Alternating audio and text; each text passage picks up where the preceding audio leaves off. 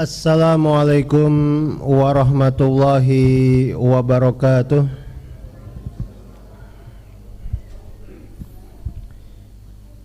Innal hamdalillah nahmaduhu wa nasta'inuhu wa nastaghfiruh wa na'udzu billahi min syururi anfusina wa min sayyiati a'malina. Man yahdihillahu fala mudhillalah wa man yudlil fala hadiyalah. Asyhadu an la ilaha illallah wahdahu la syarikalah wa asyhadu anna Muhammadan abduhu wa rasuluh. Qala Allah Ta'ala ya ayyuhalladzina amanu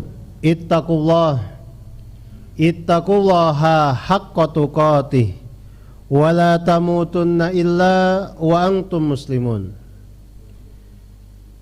Wa qala ta'ala ya ayyuhan nas ittaqu rabbakumul ladzi khalaqakum min nafsin wahidah wa khalaqa minha zawjaha wa batha minhuma rijalan katsiran wa nisaa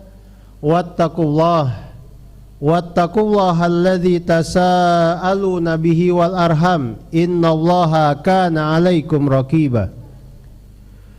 Wa qala ta'ala ya ayyuhalladzina amanu ittaqullaha wa qulu qawlan sadida yuslih lakum a'malakum wa yaghfir lakum dzunubakum wa may yuti'illaha wa rasulahu faqad faza fawzan azima.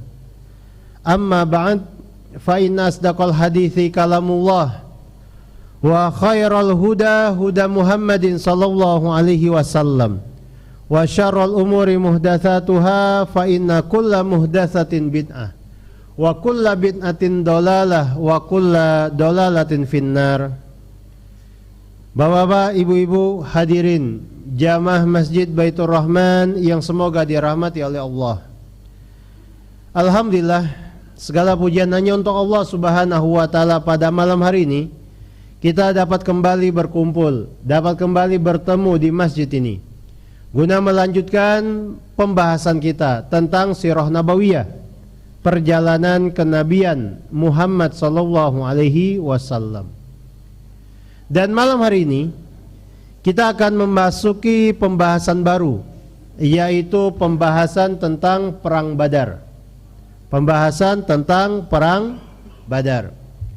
Bicara tentang perang Badar, tentu saja kita tidak bicara tentang perang yang bisa disampaikan dalam satu pertemuan.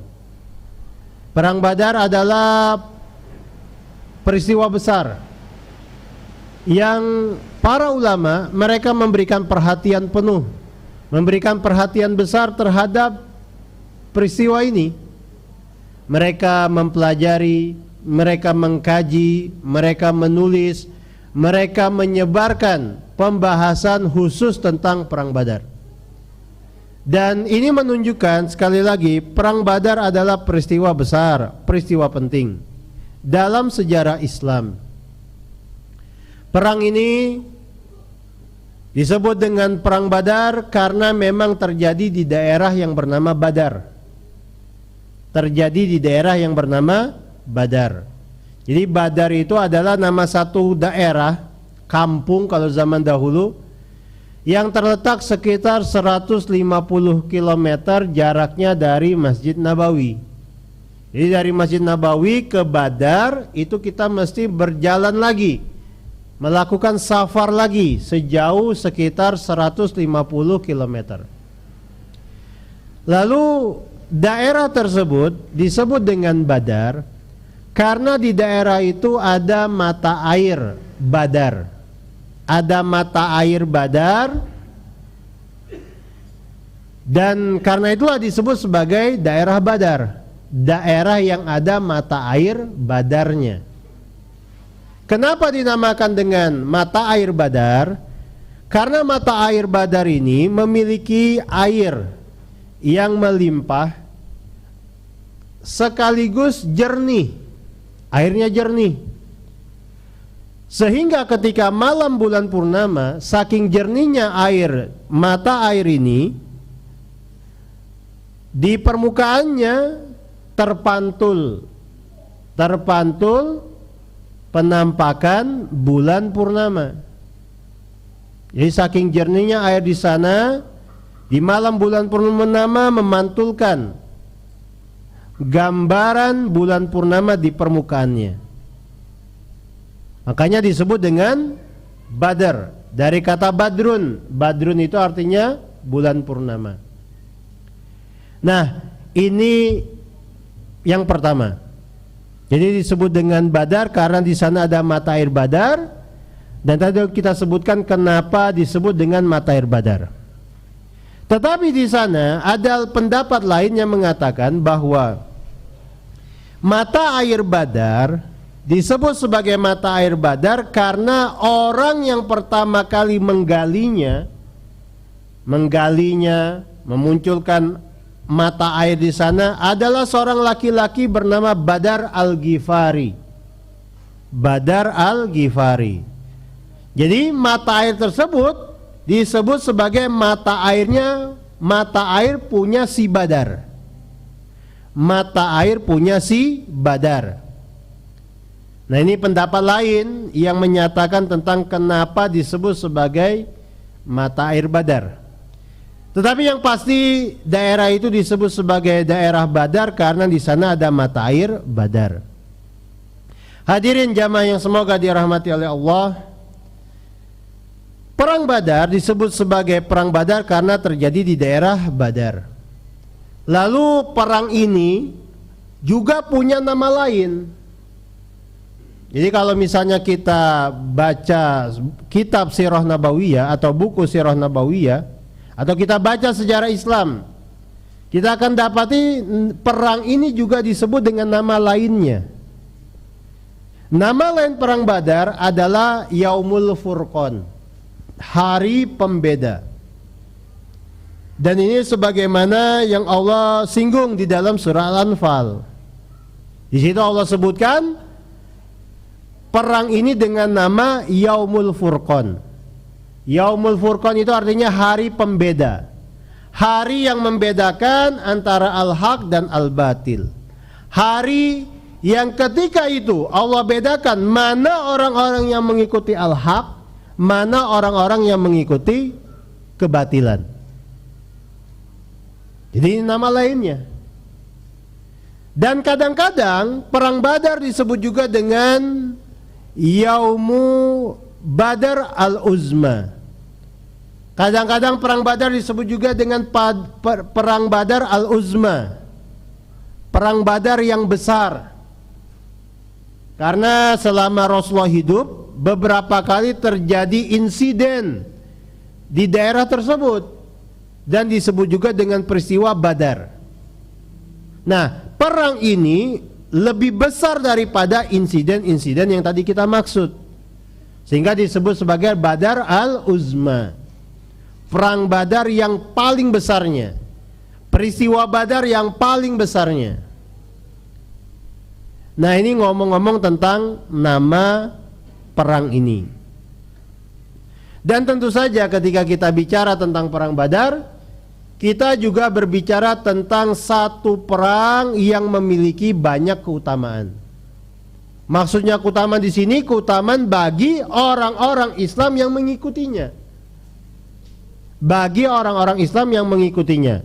Dan orang-orang Islam yang dimaksud adalah Rasulullah dan para sahabat beliau. Di antara keutamaan orang-orang yang mengikuti Perang Badar dari kalangan sahabat Rasulullah, siapa saja sahabat Rasulullah yang ikut dalam Perang Badar, maka di belakang namanya ada sebutan Al-Badri. Jadi contoh, sahabat Ibnu Mas'ud, Abdullah bin Mas'ud Al-Badri. Disebut Al-Badri karena beliau veteran Perang Badar. Kemudian juga misalkan sahabat Ali bin Abi Thalib. Ali bin Abi Thalib Al-Badri, veteran Perang Badar. Dan ini tidak didapati pada sahabat-sahabat yang hanya ikut perang-perang setelah Perang Badar. Misalnya ada sahabat Rasulullah namanya Tolha bin Ubaidillah radhiyallahu anhu. Beliau nggak ikut Perang Badar, Tetapi beliau ikut perang Uhud dan perang-perang setelah itu. Di belakang nama beliau nggak ada istilah Uhudi, nggak ada. Veteran perang Uhud, nggak ada istilah itu. Atau misalnya ada sahabat yang baru bisa ikut perang bersama Rasulullah itu pada waktu perang Khandaq. Misalnya sahabat Salman Al-Farisi radhiyallahu anhu. Dia baru ikut perang bersama Rasulullah di perang Khandaq. Nah, tidak ada sebutan Al-Khandaqi. Veteran perang Khandaq di belakang nama sahabat ini nggak ada. Yang ada sebutan seperti itu hanya veteran perang Badar. Sahabat-sahabat Rasulullah yang ikut perang Badar. Makanya kalau kita baca biografi para sahabat, sahabat-sahabat yang ikut perang Badar biasanya disebut dengan itu istilah. Dengan istilah Al-Badri. Fulan bin Fulan Al-Badri. Fulan bin Fulan Al-Badri. Sebagai bentuk pemuliaan, sebagai bentuk penghormatan kepada mereka dari kalangan sahabat Rasulullah yang ikut perang Badar. Karena tidak setiap sahabat Rasulullah ikut perang Badar. Nanti kita akan sebutkan kenapa tidak semua sahabat ikut perang Badar. Kenapa hanya sahabat tertentu. Nanti kita akan sebutkan insya Allah kenapa seperti itu. Jadi yang pertama di antara keutamaan veteran perang Badar ada istilah Al-Badri di belakang namanya. Kemudian yang kedua, di antara keutamaan orang-orang yang ikut perang Badar, mereka disebut sebagai sebaik-baik muslim. Jadi siapapun sahabatnya ketika dia ikut perang Badar, maka dia disebut sebagai sebaik-baik muslim. Sebaik-baik orang Islam. Sebagaimana juga para malaikat yang terjun ikut perang Badar disebut dengan sebaik-baik malaikat. Ini keutamaan yang istimewa Allah berikan kepada veteran perang Badar dan tidak didapati pada perang-perang lainnya. Kemudian yang ketiga, tadi kita singgung tentang para malaikat. Hanya perang Badar yang malaikat turun dan ikut berperang bersama Rasulullah dan para sahabat. Hanya perang Badar. Allah perintahkan para malaikat turun, dan turunlah 5.000 malaikat membantu Rasulullah dan para sahabat memerangi musuh mereka di perang Badar. Maksudnya turun membantu, turun dalam artian harfiah, membantu secara harfiah, mengejar musuh, membabat, kemudian menebas. Bahkan ada di antara malaikat yang membawa cambuk, mencambuk orang kafir yang menjadi musuh Rasulullah dan para sahabat di perang Badar. Jadi dalam artian harfiah mereka menolong Rasulullah dan para sahabat. Dan ini tidak terjadi kecuali hanya di perang Badar. Di perang-perang lainnya mungkin ada sebagian malaikat turun, tetapi tidak membantu seperti di perang Badar. Mereka turun misalnya untuk membawakan rasa takut, memasukkan rasa takut ke hati musuh. Atau mungkin mereka datang, contohnya kayak di perang Uhud, turun malaikat Jibril dan Mikail, turun pada waktu itu untuk mengawal Rasulullah saja. Jadi bukan dalam artian membabat, menghunuskan senjata-senjata mereka ke musuh, bukan. Hanya sekedar seperti yang tadi kita sebutkan, mengawal Rasulullah, menimpakan rasa takut ke dalam hati-hati musuh dan seterusnya. Kalau yang dalam artian menyerang, menusuk, menebas, membantu Rasul para sahabat langsung dalam perang, itu hanya perang Badar. Dan sekali lagi ini menunjukkan betapa bedanya perang Badar jika dibanding dengan perang-perang lainnya. Lalu di antara keutamaan perang Badar yang harus kita ketahui juga adalah siapapun sahabat Rasulullah yang ikut perang Badar, maka dia akan diampuni dosa-dosanya. Dia diampuni dosa-dosanya sebelum dan sesudah perang Badar. Kata Rasulullah sallallahu alaihi wasallam mengutip ucapan Allah terkait peserta perang Badar. Kata Allah, "I'malu ma syi'tum faqad ghafartu lakum." Kerjakan oleh kalian apa yang ingin kalian kerjakan, karena sungguh aku telah mengampuni dosa-dosa kalian.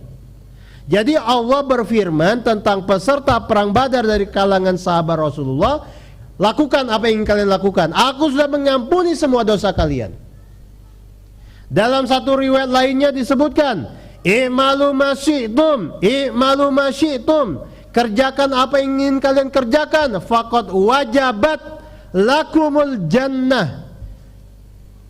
Sungguh telah wajib untuk kalian surga. Jadi nggak main-main. Sahabat-sahabat Rasulullah yang ikut perang Badar, mereka mendapatkan yang seperti ini, diampuni dosa-dosa mereka. Lalu dalam satu riwayat diwajibkan surga untuk mereka. Dan ini hanya Allah berikan kepada peserta perang Badar. Perang-perang lainnya enggak, belum tentu. Nah, ini beberapa keutamaan terkait dengan perang Badar. Jadi perang Badar bukan satu peristiwa biasa. Perang Badar bukan satu perang biasa. Perang Badar adalah perang besar.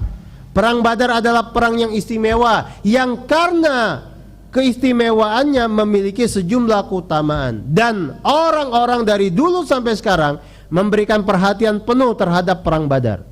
Mereka mempelajari perang Badar, mengkaji perang Badar.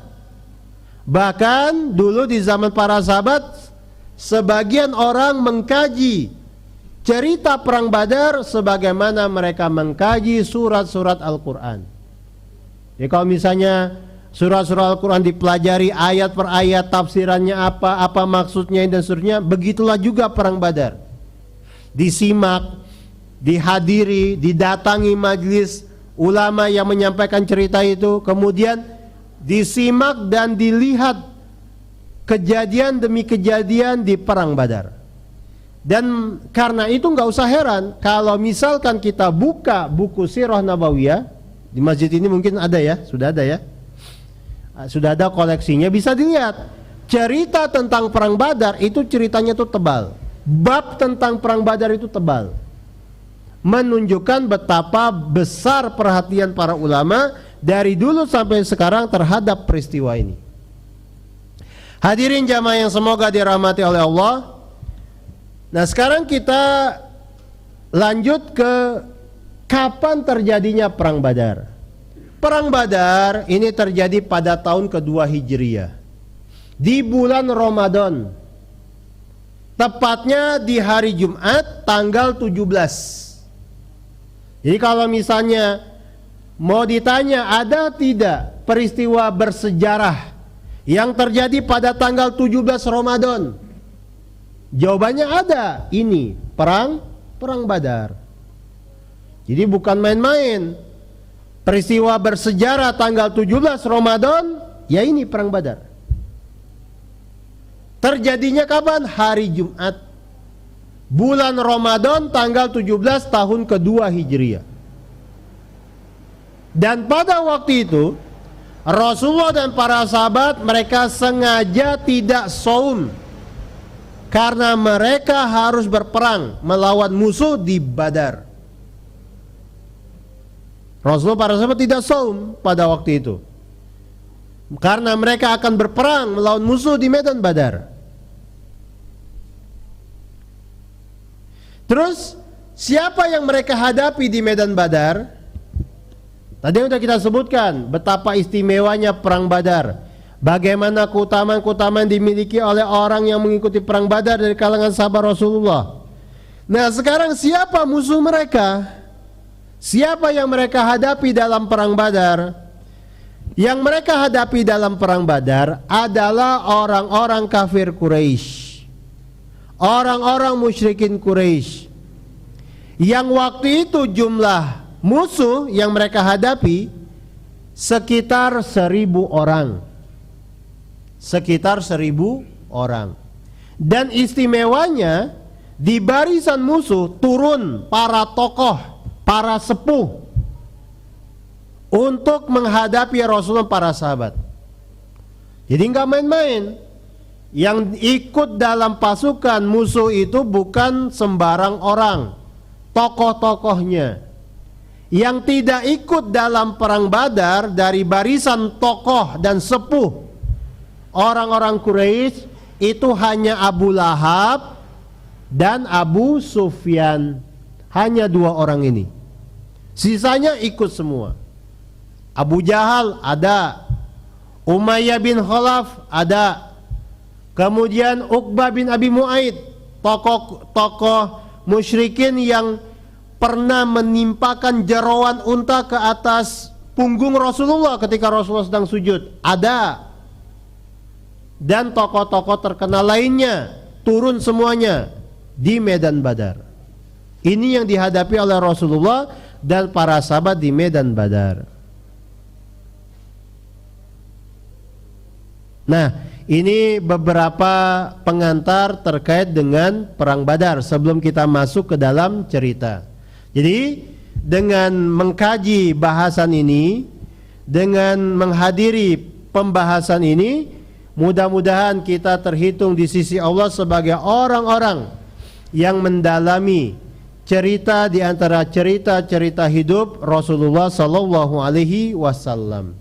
Ingat bapak-bapak, ibu-ibu, jamaah sekalian, dulu para sahabat mereka mengumpulkan murid-murid mereka lalu menyampaikan cerita-cerita tentang hari-hari Rasulullah hidup. Dan itu dilakukan secara rutin supaya mereka tahu bagaimana sejarah hidup Nabi mereka. Orang yang tidak mengetahui sejarah itu seperti orang yang tidak tahu siapa bapaknya. Seorang anak pastilah tahu siapa bapaknya. Orang yang nggak tahu sejarah hidupnya itu seperti orang yang nggak tahu siapa bapaknya. Dan ini sesuatu yang bersifat negatif. Sekarang kita masuk ke dalam cerita. Kita masuk ke dalam cerita Ghazwatu Badar Al-Kubra, Perang Badar Al-Kubra. Di dalam kitab ini, kitab Ar-Rahiqul Mahtum, di sini ada judul kecil Awwalu Ma'rakatin min Ma'arikil Islam Al-Fasilah. Jadi disebutkan oleh penulis kitab ini, Sofi Rahman Al-Mubarakfuri, perang Badar ini adalah perang pertama dari perang-perang Islam yang disebutkan secara rinci dan jelas. Apa artinya? Artinya Rasulullah sendiri baru di perang Badar beliau menghadapi musuh, ketemu sama musuh, mengayunkan senjata beliau, menangkis senjata musuh, baru di perang Badar. Pada pertemuan sebelumnya, ya sebulan sebelum bulan Ramadan, di sini kita telah sampaikan beberapa pasukan yang dipimpin langsung oleh Rasulullah. Ada yang mengejar musuh, ada yang ingin menghadang musuh. Dan kita sampaikan pada waktu itu, ternyata ketika Rasulullah sampai di tempat, musuh sudah lewat, atau musuh nggak datang, atau musuh sudah nggak kekejar lagi. Artinya baru di perang Badar Rasulullah mengalami peristiwa perang. Baru di perang Badar Rasulullah dan para sahabat mengalami apa yang disebut dengan istilah perang. Dalam arti sebenarnya baru di perang Badar. Nah, sekarang apa yang menjadi sebab perang Badar? Kenapa terjadi perang Badar? Perang Badar ini terjadi disebabkan oleh datangnya pasukan. Sebelumnya sekedar kita mengingatkan, pada pertemuan sebelumnya telah kita sampaikan di sini, pada tahun kedua Hijriyah di bulan Jumadal Akhirah, Rasulullah berangkat bersama para sahabat beliau ke daerah yang bernama Al-Usyairah. Tujuan Rasulullah berangkat hendak menghadang kafilah dagang milik orang-orang Quraisy yang sedang berangkat menuju Syam. Ternyata sesampainya di tempat, sampai di lokasi, kafilah dagang yang diincar itu sudah lewat beberapa hari. Sehingga Rasulullah para sahabat pulang kembali ke Madinah dengan tangan kosong. Tetapi Rasulullah menandai kafilah dagang yang lolos tersebut. Sehingga Rasulullah tugaskan dua sahabat beliau untuk memata-matai pergerakan kafilah tersebut. Jadi waktu itu kafilah dagang ini berangkat bulan Jumadal Akhirah. Dalam hitungan Rasulullah, kafilah dagang ini akan kembali pulang ke Mekah di bulan Ramadan. Karena perjalanan dari Mekah ke Syam itu 1 bulan, bolak-balik 2 bulan. Jadi dalam hitungan Rasulullah kemungkinan besar kafilah dagang yang mereka incar itu akan pulang kembali di bulan Ramadan. Maka Rasulullah tugaskan 2 sahabat beliau untuk menjadi mata-mata. 2 sahabat tersebut bernama Thalhah bin Ubaidillah dan Sa'id bin Zaid. Kita ulangi. Rasulullah menunjuk 2 orang sahabat beliau yang bernama Thalhah bin Ubaidillah dan Sa'id bin Zaid untuk memata-matai pergerakan kafilah dagang tersebut. 2 sahabat ini berangkat, kemudian mereka mengintai di daerah yang bernama Al-Hawra.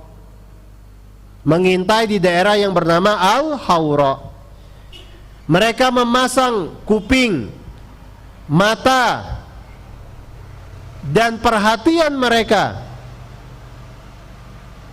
pada waktu itu. Dan di sini bisa kita ambil kesimpulan bahwa boleh bagi pemimpin kaum muslimin untuk menunjuk mata-mata. Kayak Rasulullah waktu itu sebagai pemimpin pemerintahan, beliau menunjuk 2 orang sahabat ini sebagai mata-mata beliau. Misi yang diemban mata-mata itu 1, mengintai dan mengamati pergerakan kafilah dagang yang hendak pulang dari Syam ke Mekah. Nah, ternyata ketika di bulan Ramadan, sebagaimana yang telah diperkirakan, kafilah dagang tersebut mulai berjalan pulang menuju Mekah. Maka ketika 2 orang sahabat ini melihat kafilah dagang itu berjalan melewati daerah Hawra, mereka langsung segera pulang ke Madinah melapor kepada Rasulullah. Jadi mereka langsung melapor kepada Rasulullah tentang munculnya kafilah dagang yang dimaksud. Dan 2 mata-mata Rasulullah ini segera pulang ke tempat, ke daerah Al-Hawra, melanjutkan tugas mereka. Mereka datang menghadap Rasulullah tadi, melapor kepada Rasulullah, dan ternyata kafilah dagang yang mereka laporkan itu penuh dengan harta benda. Jadi coba bayangkan, kafilah dagang yang dimaksud itu membawa 1000 ekor unta. 1000 ekor unta ini membawa barang dagangan yang bernilai 50.000 dinar. Jadi kafilah dagang ini terdiri dari 1000 ekor unta. Kemudian mereka membawa harta senilai 50.000 dinar emas. Dan yang menariknya, kafilah dagang yang penuh dengan harta benda ini hanya dikawal oleh 40 orang. Artinya kafilah dagang ini adalah sasaran empuk. Kafilah dagang ini adalah incaran yang sangat-sangat berharga. Sehingga ketika Rasulullah dapat laporan seperti itu, beliau segera menyiagakan para sahabat beliau untuk bersiap-siap. Kata Rasulullah kepada para sahabat beliau, "Hadhihi 'iru Quraisyin fiha amwaluhum." Wahai kalian, ini ada rombongan dagang Quraisy. Di dalam rombongan ini ada harta benda mereka. Fakhruju ilaiha, ayo keluarlah kalian, hadang kafilah dagang ini. Jadi Rasulullah memerintahkan para sahabat untuk segera bergerak, bersiap-siap. Nah kemudian ini sebagai catatan yang tidak ada di kitab ini. Ketika Rasulullah dapat laporan lalu kemudian mengumumkan apa yang tadi kita sampaikan, Rasulullah berpesan kepada para sahabat supaya yang bersiap-siap yang hadir di tempat. Jadi sahabat-sahabat Rasulullah yang ada di kebun, yang jauh dari rumah, yang jauh dari pemukiman, udah nggak usah dikasih tahu, nggak usah nunggu mereka siap. Pokoknya yang ada sekarang, ada di rumah, ada di sekitar Masjid Nabawi, ada di rumahnya, tidak sedang pergi keluar, tidak sedang berdagang, tidak sedang bekerja di kebun yang jauh dari rumahnya. Ayo siap-siap, kita segera bergerak. Jadi Rasulullah perintahkan kepada para sahabat untuk bersiap-siap bagi yang hadir saja. Supaya apa? Supaya tidak luput lagi seperti sebelum-sebelumnya. Kalau misalkan menunggu sahabat-sahabat lain yang ada di kebun, yang jauh dari rumah, yang sedang menggembalakan hewan ternak jauh dari rumah, nunggu mereka pulang dulu, ini rombongan dagang keburu pergi lagi, lolos lagi. Maka Rasulullah perintahkan kepada para sahabat yang hadir di tempat, yang ada di rumahnya, yang ada di sekitar Madinah untuk bersiap-siap dan segera berangkat. Maka dari itu pada waktu Rasulullah umumkan seperti itu, yang terkumpul dari kalangan sahabat Rasulullah hanya sekitar 300 belasan orang. Hanya sekitar 300 belasan orang. Pada waktu itu jumlah para sahabat banyak, di atas 500 orang lebih, bahkan mungkin 1000 orang ada jumlah mereka. Tetapi karena sifatnya dadakan, penting dan segera, maka yang terkumpul waktu itu hanya 300 belasan orang. Dan jumlah ini 300 belasan orang ini dirasa cukup untuk mengerjakan tugas menghadang kafilah dagang yang hanya dikawal 40 orang. 300 lawan 40. Misinya apa? Hadang kafilah dagang itu, rampas hartanya, habis itu musuh yang ada dilepaskan. Hanya itu. Sampai sini bisa dipahami Bapak-bapak, Ibu-ibu? Jadi kalau kita bicara perang Badar, tolong kita pahami konteksnya. Konteksnya itu begitu. Rasulullah menyiagakan para sahabat beliau yang hadir di tempat waktu itu, yang gak kemana-mana, untuk siap-siap dan segera berangkat. Misi mereka menghadang kafilah dagang. Jumlah 300 belasan orang dirasa cukup karena musuh kafilah dagang yang hendak dihadang hanya dikawal 40 orang. Artinya dalam hitungan matematika, dengan keadaan seperti ini, itu musuh bisa dengan mudah dilucuti, dihadang, diringkus, diambil hartanya, dilepaskan, selesai. Yang diincar adalah harta dagangan mereka. Nah ini misinya. Maka Rasulullah dan para sahabat segera bersiap-siap. Mereka berangkat segera. Mereka nggak ingin lolos untuk kesekian kalinya kafilah dagang milik musuh. Dan sebagaimana biasanya sebelum Rasulullah berangkat, Rasulullah tunjuk dulu salah seorang sahabat beliau untuk menjadi pemimpin sementara di kota Madinah. Maka pada waktu itu Rasulullah tunjuk sahabat Ibnu Ummi Maktum sebagai pemimpin sementara di kota Madinah, juga sekaligus pemimpin sholat 5 waktu. Bapak-bapak, ibu-ibu yang semoga dirahmati oleh Allah, jangan lupa, ini diantara kebiasaan Rasulullah. Tidaklah beliau mengadakan perjalanan jauh berangkat dari kota Madinah kecuali setelah menunjuk pemimpin sementara. Artinya kepemimpinan dalam Islam adalah sesuatu yang sangat vital. Kepemimpinan dalam Islam adalah sesuatu yang sangat-sangat vital. Sampai-sampai Rasulullah nggak pernah lupa nunjuk pemimpin sementara sebelum beliau melakukan safar. Karena sebagian kita memandang bahwa kepemimpinan itu bukan sesuatu yang penting. Ini keliru. Rasulullah betul-betul memandang kepemimpinan bagi umat Islam sesuatu yang sangat penting. Sesuatu yang sangat penting. Baik, sudah masuk waktu sholat Isya, kita break dulu. Insyaallah setelah sholat Isya kita lanjutkan kembali pembahasan kita. Alhamdulillah wassalatu wassalamu ala Rasulillah.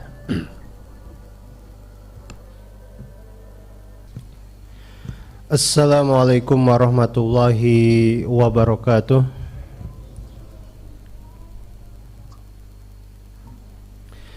Alhamdulillah hamdan katsiran thayyiban mubarakan fi kama yuhibbu rabbuna wa yarda. Asyhadu an la ilaha illallah wahdahu la syarikalah wa asyhadu anna Muhammadan abduhu wa rasuluh. Allahumma salli ala Muhammad wa ala ali Muhammad kama sallaita ala Ibrahim wa ala ali Ibrahim innaka Hamidum Majid.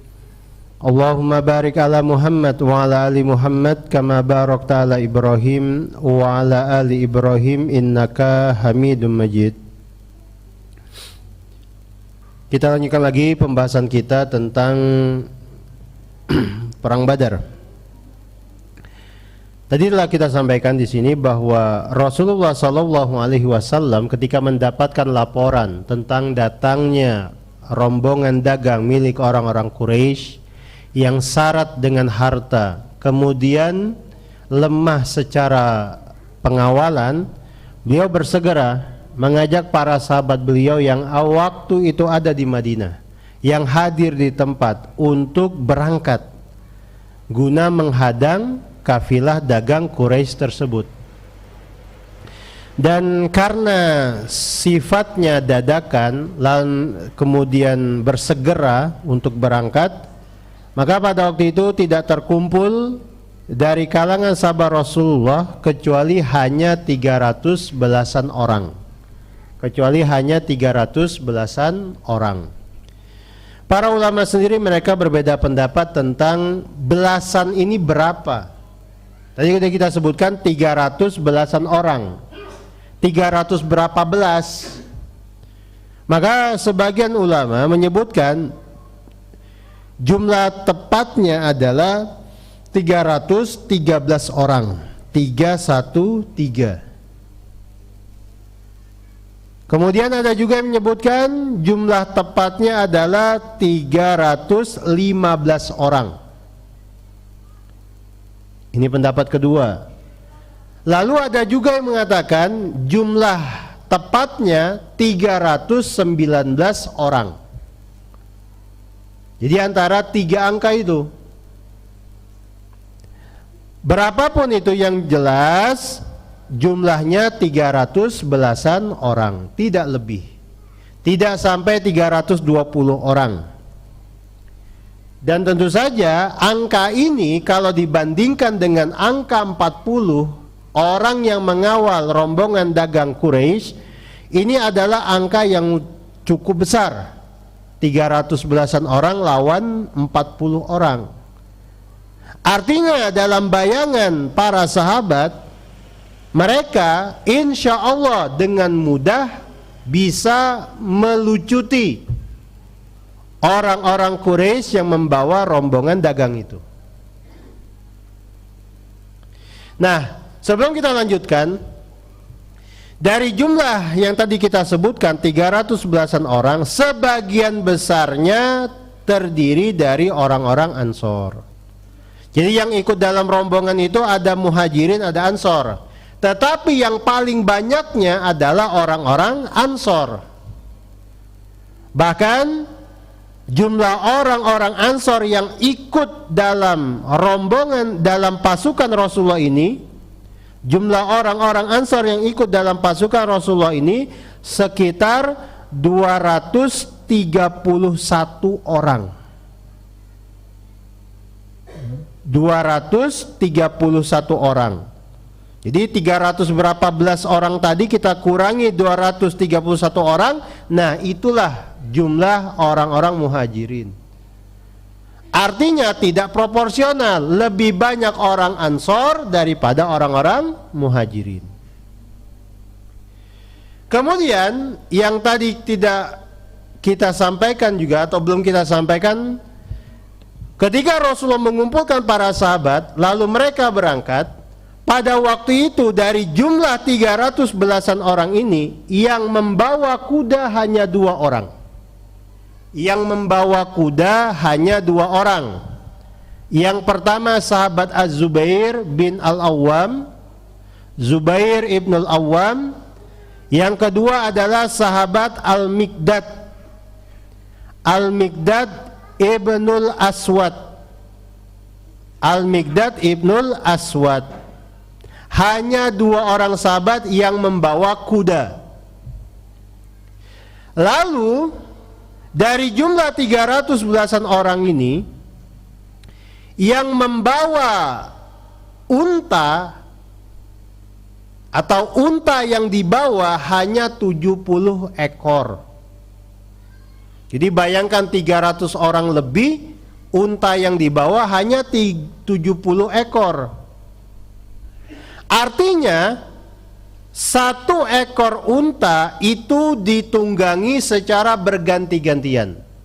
Seekor ditunggangi oleh 3 orang berganti-gantian, termasuk Rasulullah Sallallahu Alaihi Wasallam.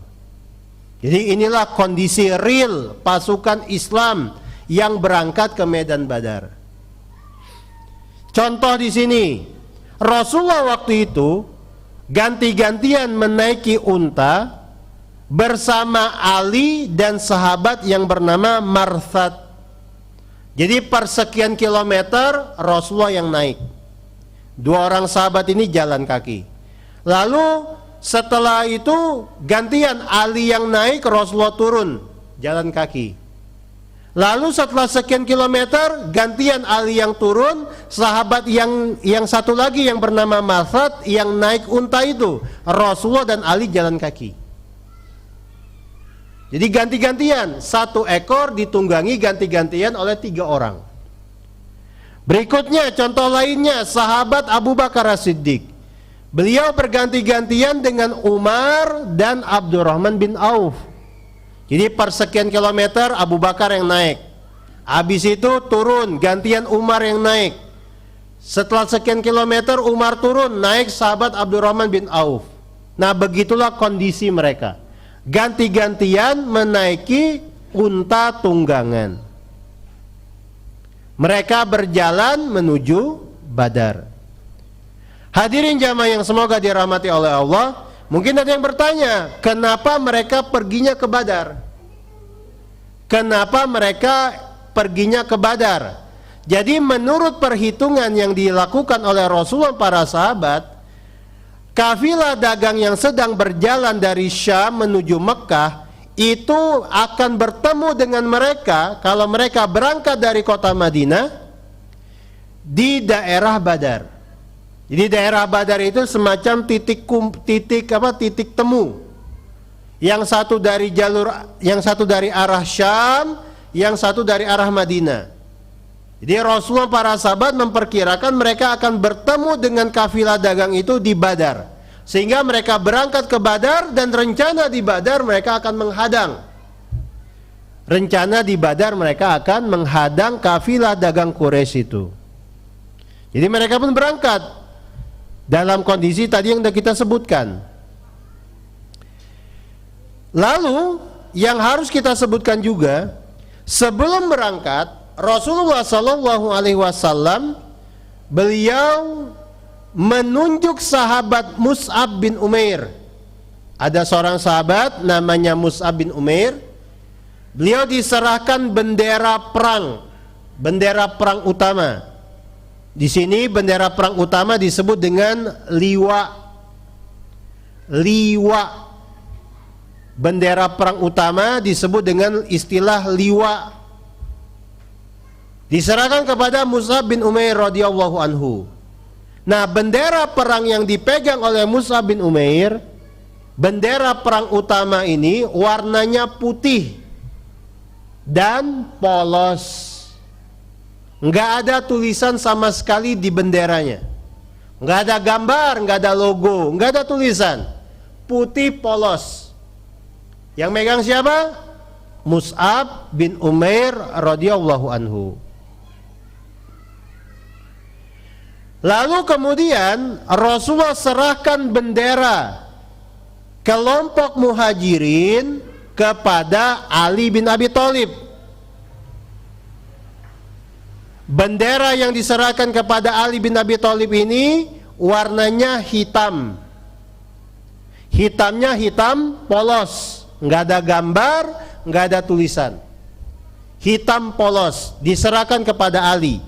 Dan ini adalah bendera kelompok muhajirin.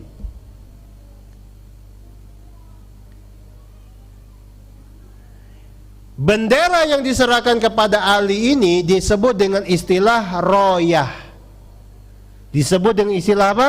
Royah. Kalau yang tadi warna putih disebut dengan istilah liwa. Kalau yang warna hitam disebut dengan istilah royah. Kemudian Rasulullah serahkan bendera yang berwarna hitam lainnya kepada sahabat Ansor yang bernama Sa'ad bin Mu'ad. Nah, ini adalah bendera perang untuk kelompok Ansor. Sehingga dalam satu pasukan itu ada 3 bendera. Satu liwa warnanya putih dipegang oleh Mus'ab bin Umair. Kemudian yang 2 royah warnanya hitam dipegang oleh Ali bin Abi Thalib, dan satu lagi dipegang oleh Sa'ad bin Mu'ad al-Ansari radhiyallahu anhu. Nah, ini tentang bendera perang yang dibawa oleh pasukan Rasulullah pada waktu itu. Mereka pun berangkat berjalan. Rasulullah ada di tengah-tengah mereka. Pada waktu itu Rasulullah menunjuk sebagai pemimpin pasukan sayap kiri sahabat Az-Zubair ibnul Awwam. Jadi Az-Zubair karena beliau bawa kuda, beliau ditunjuk sebagai pemimpin pasukan sayap kanan, Az-Zubair ibnul Awwam. Sedangkan pemimpin pasukan sayap kiri ditunjuk sahabat Al-Miqdad. Beliau juga bawa kuda. Jadi yang sebelah kanan Az-Zubair, sebelah kiri Al-Miqdad. Rasulullah ada di tengah-tengah pasukan sebagai pemimpin tertinggi waktu itu. Mereka pun berjalan menuju Badar. Berapa jaraknya? Jangan sampai lupa. Jarak dari Madinah ke Badar itu sekitar 150 km. Ketika mereka tiba di daerah yang bernama Ar-Rawha, Rasulullah menunjuk sahabat Abu Lubabah. Jadi ada seorang sahabat Ansor namanya Abu Lubabah. Rasulullah tunjuk sahabat ini pulang kembali ke Madinah, mengambil alih kepemimpinan sementara di kota Madinah. Jadi ada istilahnya yang seperti ini. Awalnya ditunjuk Ibnu Ummi Maktum. Setelah Rasulullah pergi keluar sampai di daerah yang bernama Ar-Rawha, Rasulullah tunjuk sahabat Abu Lubabah untuk menggantikan Ibnu Ummi Maktum di kota Madinah sebagai pemimpin sementara di sana. Lalu setelah itu Rasulullah melanjutkan perjalanan menuju Badar.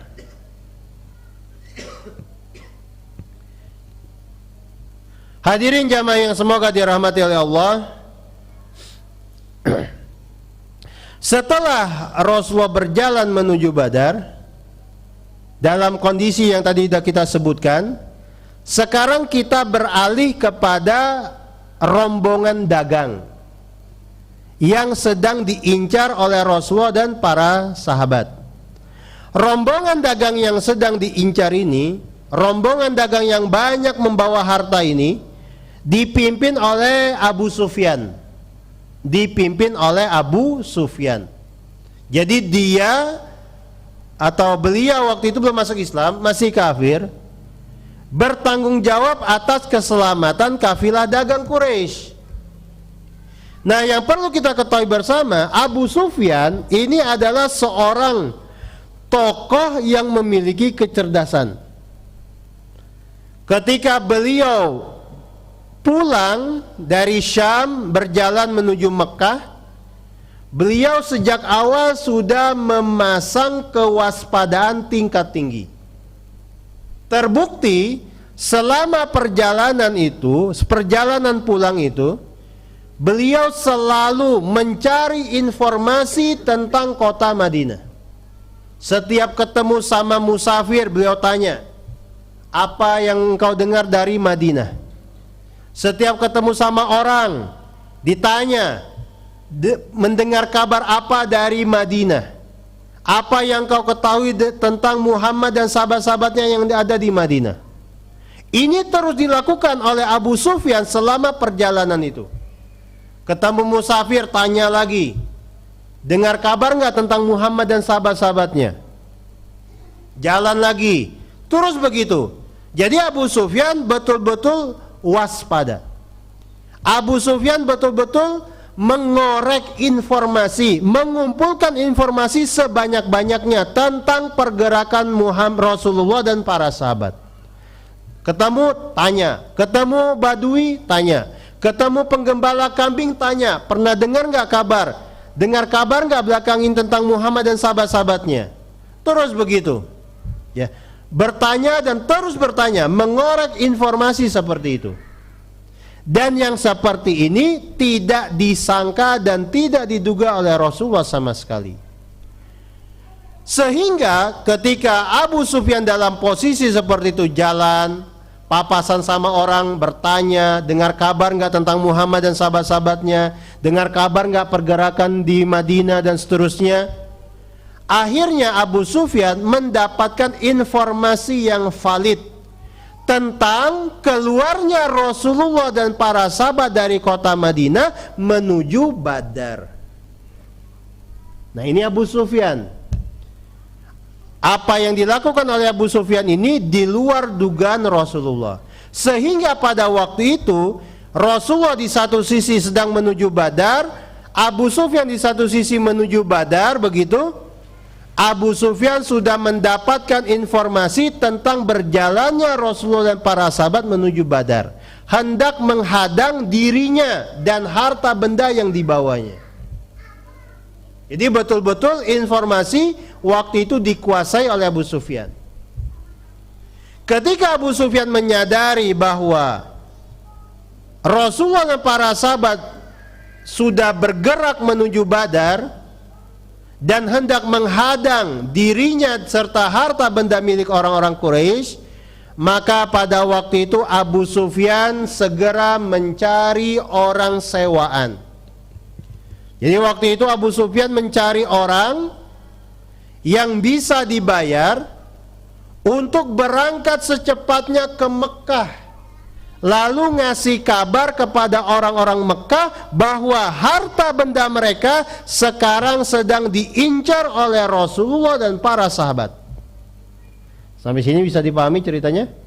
Paham ya alur ceritanya? Jadi Rasulullah bergerak menuju Badar, Abu Sufyan awalnya bergerak menuju Badar. Ketika dapat informasi Rasulullah sedang bergerak ke Badar, Abu Sufyan segera menyewa orang. Orang yang dimaksud bernama Domdom. Jadi ada seorang laki-laki dari Bani Ghifar namanya Domdom. Oleh Abu Sufyan disewa orang ini. Tugasnya satu, dia naik hewan tunggangan lalu pacu secepat mungkin ke Mekah.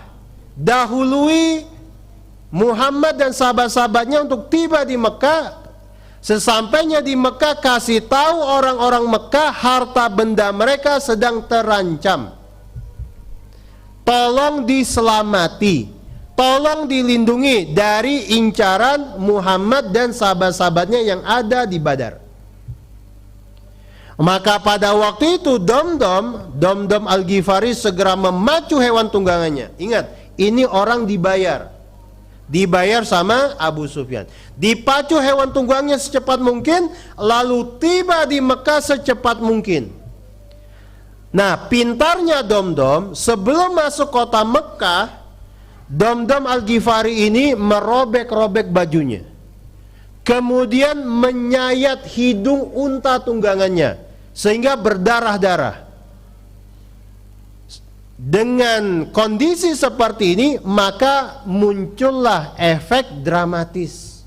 Jadi pacu, darah bercucuran kemana-mana dari moncong unta yang ditungganginya.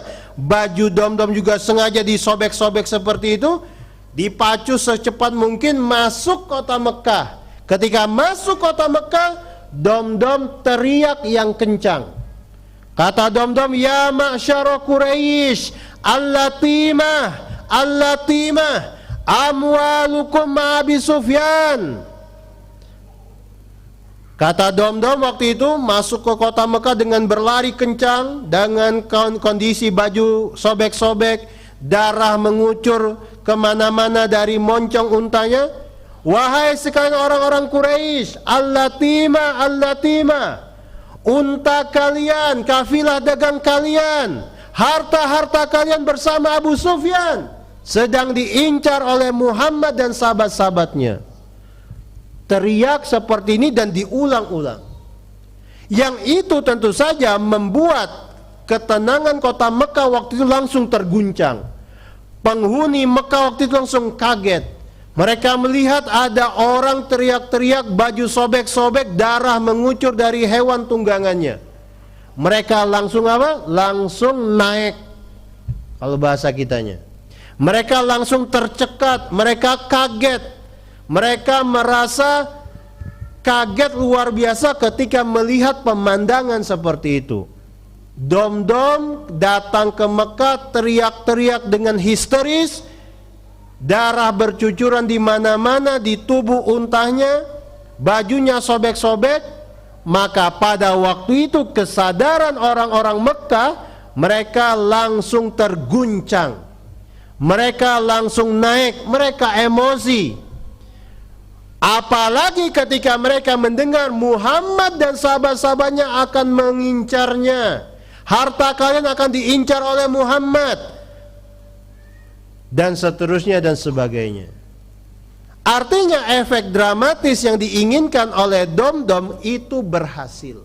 Kena, pesan yang disampaikannya masuk dan membuat orang-orang Mekah kaget lalu marah. Mereka nggak terima ketika mendapatkan informasi bahwasanya Rasulullah dan para sahabat hendak merampas harta benda mereka. Maka seperti yang sudah diinginkan oleh Abu Sufyan, tokoh-tokoh Quraisy, orang-orang Mekah, mereka langsung marah dan segera bergerak menyiapkan segala sesuatunya, hendak berangkat melindungi harta benda mereka. Hadirin jamaah yang semoga dirahmati oleh Allah, mudah-mudahan bisa kebayang ya, bagaimana waktu itu sampainya pesan yang dibawa oleh Domdom menggerakkan massa. Terjadi mobilisasi cepat di tengah-tengah penduduk Mekah. Mereka segera bergerak, bersiap-siap, mengambil perbekalan mereka, mengambil persenjataan mereka. Mereka keluar dari rumah masing-masing. Tujuannya satu, bagaimana bisa mereka menghalangi Rasulullah para sahabat dari harta benda mereka. Sampai di sini bisa dipahami alur ceritanya? Nah, beda cerita kalau misalkan Domdom tidak seperti ini, datang santai, habis itu nyampe ke kota Mekah, ngumumin apa?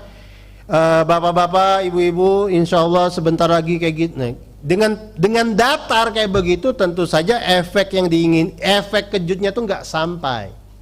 Tapi dengan tadi cara yang seperti itu, sampai apa yang diinginkan oleh Abu Sufyan. Secepat mungkin mereka bergerak, terjadi mobilisasi massa di mana-mana, dan kemudian terkumpullah pasukan bersenjata sebanyak 1.300 orang.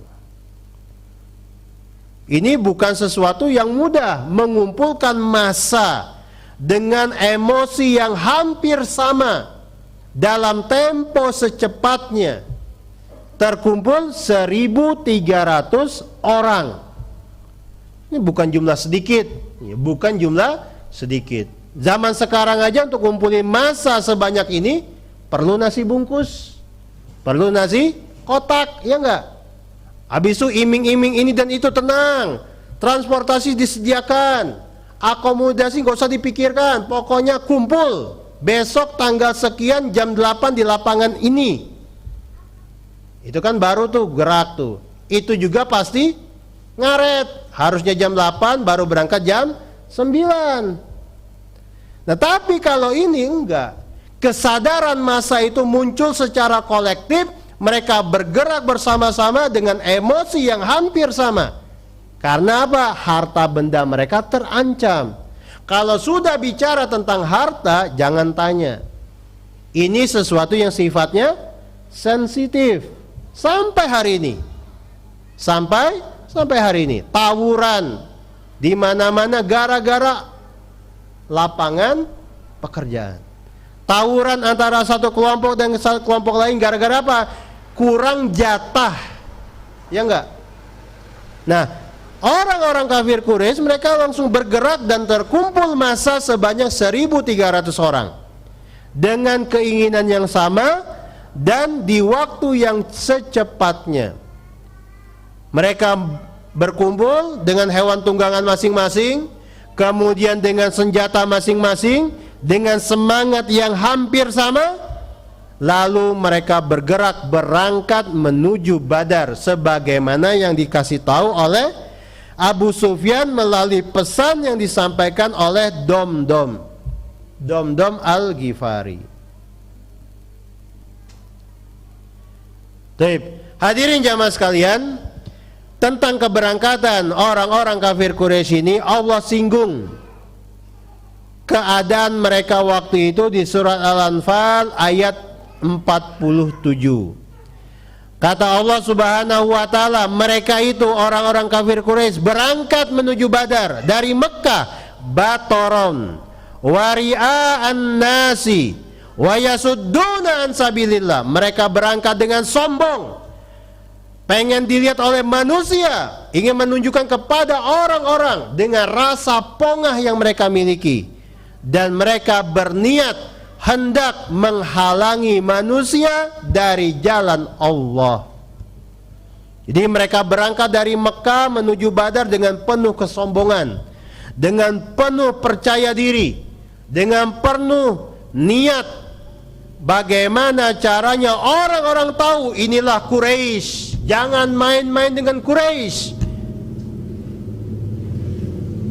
Allah singgung di surah Al-Anfal ayat 47. Nah, ngomong-ngomong tentang surah Al-Anfal, surat Al-Anfal ini adalah surat yang menyinggung kejadian-kejadian di perang Badar. Yang menyinggung kejadian-kejadian di perang Badar. Jadi ada beberapa peristiwa sejarah dalam hidup Rasulullah yang Allah singgung di surat-surat khusus. Contohnya tadi perang Badar Allah singgung di surat Al-Anfal. Perang Uhud nanti ya kita akan bicarakan insyaallah disinggung di surat Ali Imran. Kemudian pengusiran Yahudi Bani Nadir Allah singgung di surah Al-Hasyr. Kemudian ada juga peristiwa perang Khandaq yang tadi kita singgung di awal. Allah sebutkan ceritanya, petilan-petilan peristiwanya di surat Al-Ahzab. Kemudian perang Khaybar atau penaklukan kota Mekah Allah singgung di surat tertentu, dan seterusnya dan sebagainya. Jadi memang ada beberapa peristiwa bersejarah yang Allah singgung secara khusus di surat-surat yang ada di dalam Al-Quran. Allah singgung di tempat-tempat itu karena memang disitulah terdapat pelajaran dan hikmah yang besar untuk kita ketahui bersama. Ingat, Al-Quran itu bukan buku sejarah yang berisi cerita dari A sampai Z. Al-Quran adalah kalamullah.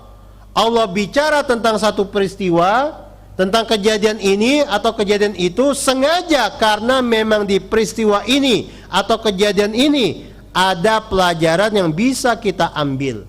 Karena memang Al-Quran dibaca untuk diambil, untuk ditadaburi, untuk diambil pelajarannya.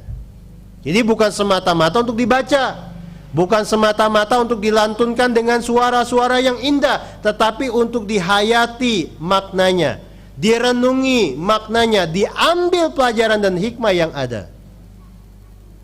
Baik, bagaimana kelanjutan cerita? Insya Allah kita singgung pada pertemuan berikutnya. Kita cukupkan sampai di sini. Allahu a'lam bishawab. Subhanakallahumma wa bihamdika asyhadu an la ilaha illa an astaghfiruka wa atubu ilaik. Alhamdulillah wassalatu wassalamu ala Rasulillah. Assalamualaikum warahmatullahi wabarakatuh.